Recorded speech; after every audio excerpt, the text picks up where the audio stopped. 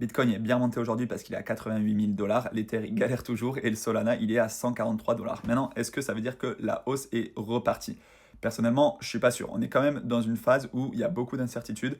On a des taux qui ne baissent pas. On a un discours de Jérôme Powell qui n'a pas été extrêmement bien reçu par les marchés. En fait, les marchés actions, ben, pareil, ça reprend pas trop du poil de la bête parce qu'on a encore des taxes douanières, etc. Il y a beaucoup d'incertitudes géopolitiques et économiques.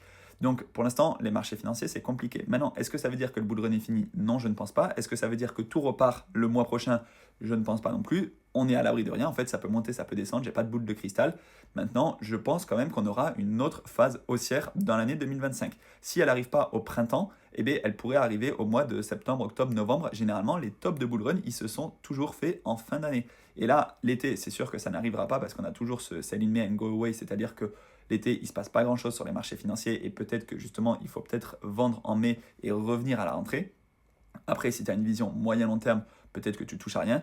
Mais effectivement, ça fait plaisir de revoir un peu de vert sur CoinMarketCap parce qu'aujourd'hui, on a eu en fait une clôture weekly de la semaine dernière qui a été intéressante puisque hier soir, ça a clôturé assez haut. Et là, actuellement, on est à 88 302 dollars à l'heure où je tourne la vidéo.